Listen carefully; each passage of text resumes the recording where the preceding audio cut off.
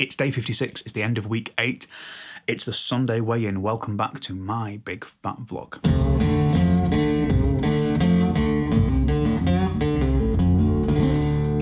Hello guys, welcome back. Thank you so much for joining me one more time. It's the end of week 8. I am a bit tired today, hence the coffee driven. Apparently an awesome daughter, as far as this cup's saying, which is not so good. It's nice to know. So it's been a really solid week this week. It's been the first week when I've been back doing busy things while I've been on a calorie-controlled eating plan, which is very interesting. I was on Matt Jones's podcast on Tuesday. I was a guest on there, so that meant leaving the house and being outside and having a work day, I suppose is the way to put it, where I'm going out and doing stuff. And on Friday and Saturday, we were recording the live element of the Hen House Presents acoustic sessions, which, if you haven't seen them, are really well worth watching. Basically, Tan and Dawn over at the Hen House have this setup where they usually put live gigs on. There's no live gigs, so they assemble all the artists that they would like to book and then just get them to do a little live stream, which we record, a little 40-minute set, and then they stream it out once a week on a Tuesday. And Friday and Saturday this week was us recording those. We pre-record like 8 or however many artists we can get, half a dozen to more over a couple of days, and then put those out kind of once a week. And that's the first kind of environment I've been in while I've been on an eating plan where there's food in place that isn't in my control. Now, fortunately, Tan and Dawn are both pretty sensible with that kind of stuff, so it wasn't just like, here's a chocolate cake.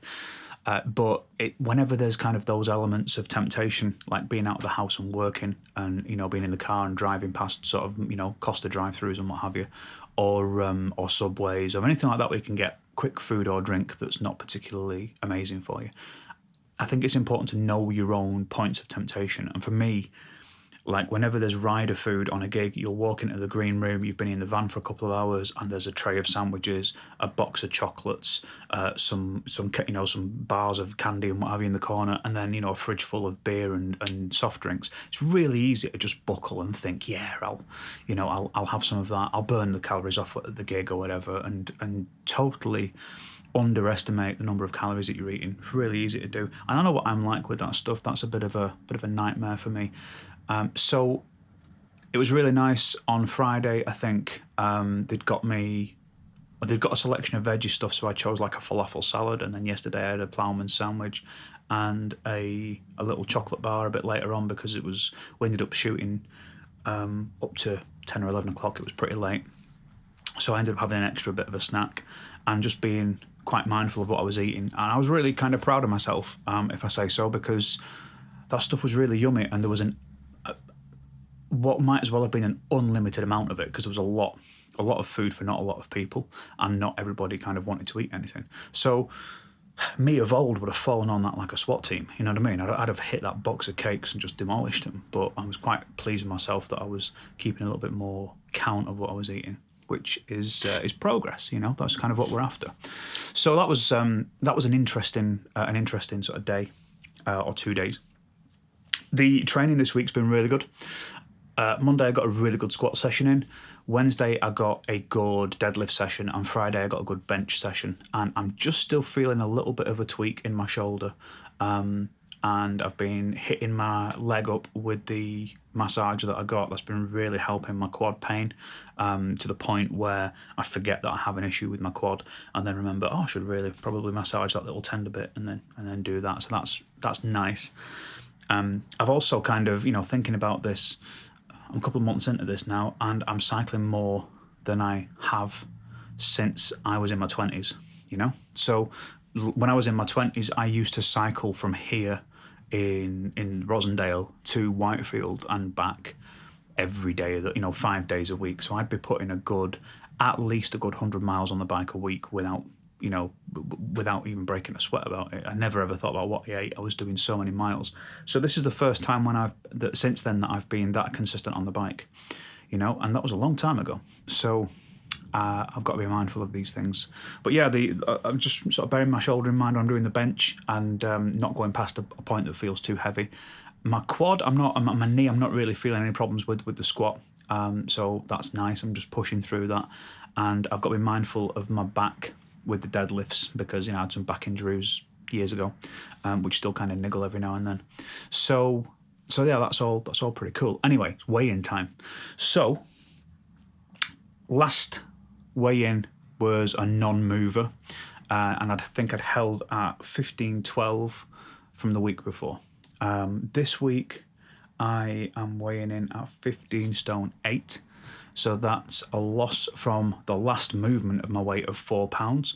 And that means that since the beginning of this, I've lost 1 stone and £1. That's 15 pounds of weight loss in 8 weeks, which I am really pleased with. If you like your measurements slightly differently, that means that I now weigh 218 pounds, which is cool. And that's 98.88 kilos. I'm under 100 kilos. Which is also cool. So yeah, and that also makes it a total weight loss of 6.8 kilos over the last 8 weeks, which is ace. So there's a couple of things that I'm going to change next week. The yoga this week has been an absolute write-off, just because it's been a super busy week, and the busy things that were happening fell on yoga days, essentially. And I just didn't get on with the yoga. It's always the first thing on my that'll go. That's the thing that I'll kind of like take my foot off the gas with first, and I know that, and I've really missed it. So my plans for next week are I'm going to up the bike to more than an hour on yoga days. So I'm going to get the yoga done first, and then I'm going to do what I can on the bike. Probably an hour 30, something like that. I've been doing an hour 40 every now and then. I did an hour 40 on Saturday because I couldn't get out for a ride. I couldn't get out for a ride because the weather was like this. It's horrible, rainy greyness, and I don't like riding in the wet. I'm not good at it. I'm not confident in the tyres on the bike because they've been on the turbo trainer and they're worn real slick. So I'd rather keep riding to the dry at the moment. That's going to change. Next week, the bike's going in for a service, new tyres, and the new turbo trainer that I've not got hooked up yet doesn't have a wheel attachment though. The chain hooks onto its own kind of cassette, so it means that the tyres don't wear when you're using it, so that's cool. So yeah, that's something to sort of bear in mind for next week. But I need to get back on top of the yoga because I've missed the stretching. I've certainly missed the core workout element of doing the yoga. I can definitely feel a difference in that once I've done it. So next week's mission is get the yoga in and get more time on the bike when the yoga's happening. If the weather's suitable and the tyres are on the bike, I'll get out on Saturday for an actual proper ride. I did miss that this week. I really enjoyed the couple of rides that I've done when I've actually been out in the world. It's really nice. But yeah, that's kind of where I'm up to. So I'm really pleased with that progress. I think what's that, £15 in 8 weeks. I'm quite happy with that. That's a nice steady away, kind of chipping my weight down, which is cool. The other thing that I'm going to do is I'm going to start running again. I haven't done any serious running this year. I did a bit last year, but not very much. And I'm going to wait until my weight is down. So as soon as I've got a 14 at the beginning of my weight, I'm going to start running again. I was doing really regular kind of 5Ks. I was doing a 5K every night at one point. And I started running for Sober October. It would have been maybe a couple of years ago. Just thought, yeah, I'll have a crack at that. I was actually listening to Joe Rogan's podcast, and he was talking about doing it with him and Bert Kreischer and Ari Shafir. They were doing like the Sober October challenge thing where they just challenge each other to do a weight loss fitness kind of thing. And I thought, I might start running. I've not run for ages. So, yeah, my plan is I'm going to get myself some new sneaks, and then as soon as my weight drops down below 15 stone, which is only potentially going to be weeks away. I mean, half a stone, probably a month away. It'd be really nice if I could get under 50. I've not had 14 at the beginning of my weight for quite some time, so that's going to be quite cool. So yeah, that is the plan.